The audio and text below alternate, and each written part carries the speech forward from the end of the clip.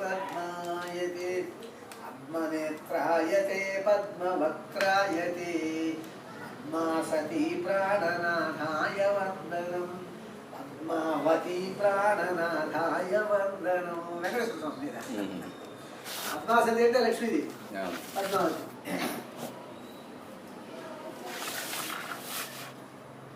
Already కొండెక్కి రాన పాటలు చూశారు, దాని చివరి వస్తుంది.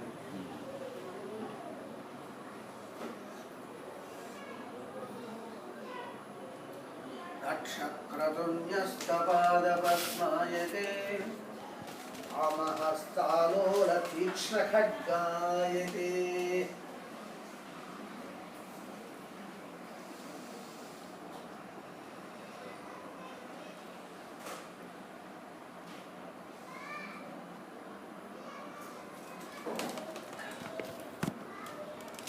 ఇవన్నీ మొత్తం 16 శ్లోకాలు ఉన్నాయి.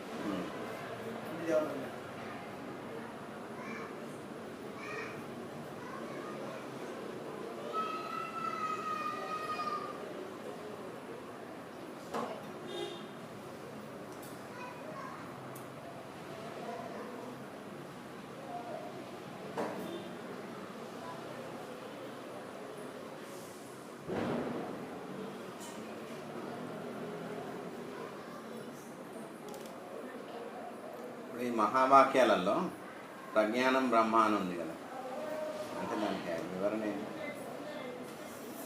ఈ ప్రజ్ఞానం బ్రహ్మ అనేటువంటి వాక్యానికి అర్థం ఏంటంటే ప్రకృష్టమైనటువంటి జ్ఞానం బ్రహ్మము. ప్రా అనేటువంటి ఉపసర్గ చేత లోకంలో సామాన్యంగా లోకులు మానవులు చెప్పేటువంటి జ్ఞానం కంటే విశిష్టమైనటువంటి జ్ఞానం. పరమాత్మ శ్రీకృష్ణుడు భగవద్గీత చెప్పారు, లోకంలో నరులు ఎవరు చెప్పలేదు, నారాయణుడే చెప్పగలరు. విశిష్టమైనటువంటి జ్ఞానం ప్రా అనే ఉపసర్గకి అర్థం అది. అటువంటి విశిష్టమైనటువంటి జ్ఞానాన్ని బోధించి లోకంలో బోధించడానికని పరమాత్మ అవతరిస్తాడు నరరూపంలో. కాబట్టి ఆ ప్రజ్ఞానం అటువంటి విశిష్ట జ్ఞానం చేత పరమాత్మ నరావతారుడు అని గుర్తించమని అర్థం. అయితే ప్రజ్ఞానం బ్రహ్మ అన్నప్పుడు ఆ విశిష్టమైన జ్ఞానమే బ్రహ్మము అని అర్థాన్ని వాచ్యార్థం. వాచ్యార్థమును లక్ష్యార్థమును 2 అర్థాలు ఉంటాయి వాక్యానికి. జ్ఞానం బ్రహ్మ ఒక వస్తువు ఎట్లా అవుతుంది? జ్ఞానం కలిగిన వాడు వస్తువు కదా, పండితుడు జ్ఞానం కలిగిన వాడు. పండితుడు పరమాత్మ అంటే సరిపోతుంది, కానీ జ్ఞానం అనేటువంటి ఒక సబ్జెక్ట్, ఒక విషయం, ఆ విషయం బ్రహ్మం ఎట్లవుతుందా అంటే జ్ఞానము కలిగిన వాడిని జ్ఞానము అనేటువంటి శబ్దం చేత చెప్పచ్చు. దాన్ని జహత్ లక్షణ. జహత్ లక్షణ అంటే యాపిల్ పళ్ళు ఇటు రా అంటాం. యాపిల్ పళ్ళు రావు, యాపిల్ పళ్ళు ప్రాణం లేదు, మనస్సు లేదు. యాపిల్ పళ్ళు మోసుకుపోయేవాడిని పిలుస్తుంది. యాపిల్ పళ్ళు కలిగిన వాడిని యాపిల్ పళ్ళు అని పిలవచ్చు. అట్లా విశిష్టమైన జ్ఞానము కలిగిన వాడిని విశిష్టమైన జ్ఞానము అనే శబ్దం చేసి పిలవచ్చు. లక్షణ వృత్తి అంటారు దాన్ని, జాగ్రత్త లక్షణ. అప్పుడు విశిష్టమైన జ్ఞానం కలిగిన వాడు ఎవడు? మానవుడే, నరరూపమేగా. ఉన్న జంతువులు అన్ని, పశుపక్షాది అన్ని జీవుల్లో కూడా విశిష్టమైన జ్ఞానం కలిగిన వాడు, బుద్ధి కలిగినటువంటి వాడు నరుడే కదా. ఆ నరుల్లో ఉన్నటువంటి జ్ఞానం కంటే కూడా ఇంకా విశిష్టమైనటువంటి జ్ఞానం ప్రజ్ఞానం. వీళ్ళందరికీ జ్ఞానం అయితే ఆయనది ప్రజ్ఞానం. అటువంటి విశిష్ట జ్ఞాన సంపన్నుడైనటువంటి నరుడు ఎవరైతే ఉన్నాడో ఆయనే నారాయణుడి యొక్క నరావతారం అని చెప్తున్నారు. దీన్ని అపార్థం ఎట్లా చేశారంటే పండితులు చాలామంది ప్రజ్ఞానం అంటే చైతన్యం అని అర్థం చేసుకున్నారు. చైతన్యం అంటే పశుపక్షాదుల్లో కూడా చైతన్యం ఉందిగా, కాబట్టి ప్రతి చైతన్యం కలిగినది కాబట్టి చైతన్యమే పరమాత్మ అని అర్థం చేశారు. అది కరెక్ట్ కాదు. జ్ఞాన శబ్దం చైతన్యంలో ఎక్కడా వ్యవహారంలో లేదు.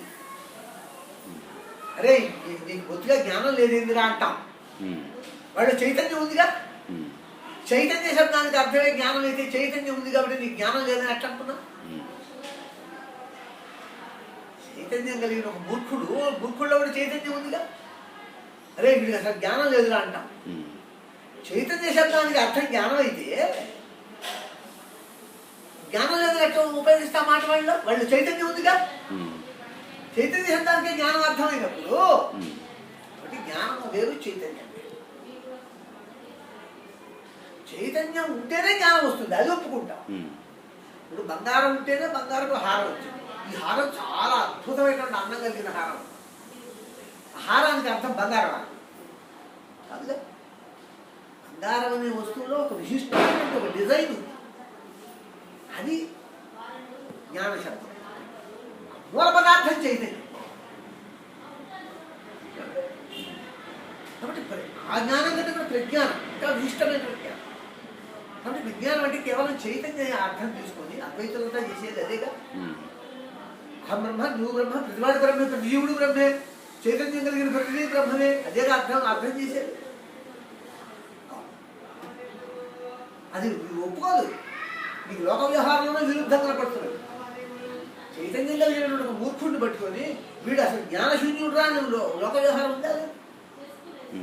చైతన్యం ఉంటేనే జ్ఞానం, చైతన్యం దానికి అర్థమైతే ఇక జ్ఞానం అభ్యసించడం ఎందుకు, శాస్త్రాలు వెళ్ళి చదవడం ఎందుకు? చైతన్యం యొక్క అర్థం జ్ఞానం అయితే పొరపాటు పడ్డది అక్కడ, అద్వైతులు పొరపాటు పడ్డది అక్కడ.